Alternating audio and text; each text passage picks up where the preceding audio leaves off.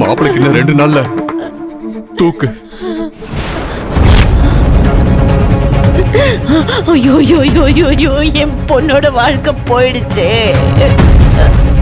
தான் புருஷன் இழந்து என் பொண்ணு நிர்கதியா நிக்கிற சூழ்நிலை வந்தா அதை பார்க்கிற சக்தி எனக்கு இல்ல. அப்படி ஒரு நிலைமை வர்றதுக்கு முன்னாடி என் உயிர் போயிருந்து மனோன்மணி.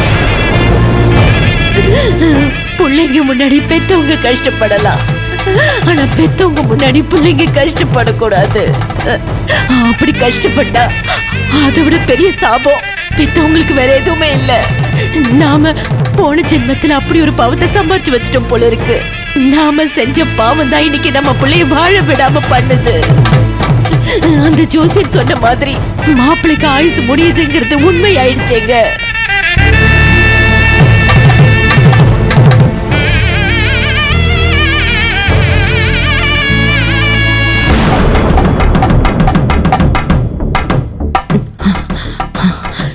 இதுக்கு ஒரே ஒரு தீர்வு தான் இருக்கு. ஆமா, ஒரே ஒரு தீர்வு தான் இருக்கு.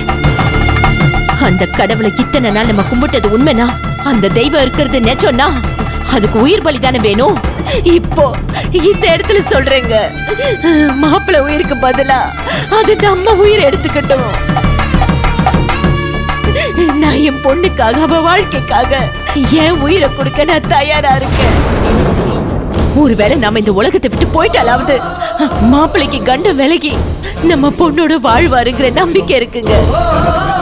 ஒரு உயிர் போனா இன்னொரு உயிர் நிக்கும்னு சொல்லுவாங்க. போற உயிர் என்னோடதாவே இருக்கட்டும்.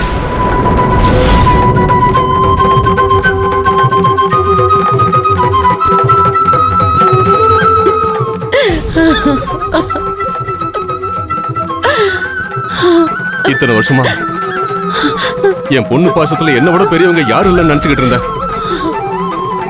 ஆனா உண்மையாவே நம்ம பொண்ணு மேல நீதான் மனோன்மணி உயிரையே வச்சிருக்க. இதுக்கு முன்னாடி கூட செல்விக்கு ஏதாவது பிரச்சனைனா யாரு எங்க என்ன ஏதுன்னு கூட பார்க்காம செல்விக்காக நீ நிக்கும் போதெல்லாம் ஏதோ வேகத்துல பண்றேன்னு நினைச்சிருக்க. ஆனா ஆனா இப்பதான் புரியுது, இந்த உலகத்துல தாய் பாசத்துக்கு மிஞ்சினது எதுவும் இல்லைன்னு. நீ நானும் நம்ம பொண்ணை எப்படி இல்லாம பார்க்க ஆசைப்பட்டோம். அது எதுவும் நடக்காம போயிருச்சு. செல்வி வயித்துல ஒரு குழந்தை உருவாச்சுன்னு கேள்விப்பட்டதும் நமக்கு பேரப்புள்ள வரப்போகுது. என் மக இந்த மீசி திருகி என்ன கேள்வி கேட்ட மாதிரியே என் பேரப்புள்ளைய என் நெஞ்சில மிதிச்சு சீக்கிரமே வந்து விளையாடும். அதை பார்த்து சந்தோஷப்படலான்னு என்னென்னவோ கனவு கண்ட. ஒண்ணுமே இல்லாம போச்சு. நீ சொல்றது உண்மைதான்.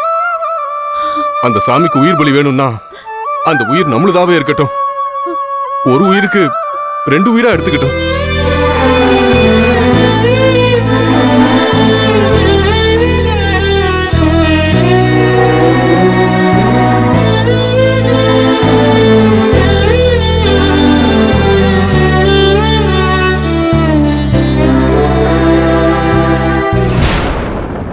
சரி, நான் எடுத்து நடத்துறேன்.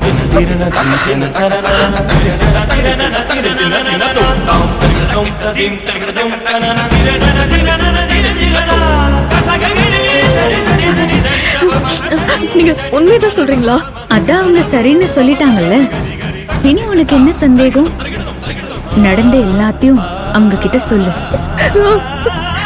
உங்க கேஸ் ஹிஸ்டரி பத்தி எனக்கு கொஞ்சம் சொல்றீங்களா?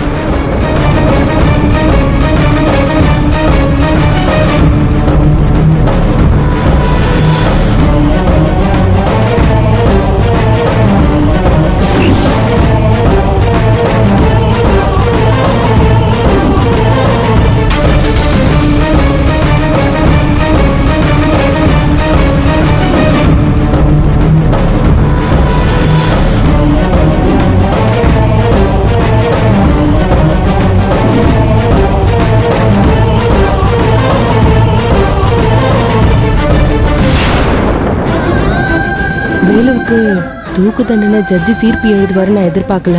எனக்கு கஷ்டமா தான் இருக்கு. ஆனா இதுக்கு மேல இந்த கேஸ்ல நான் ஆஜராக முடியாது.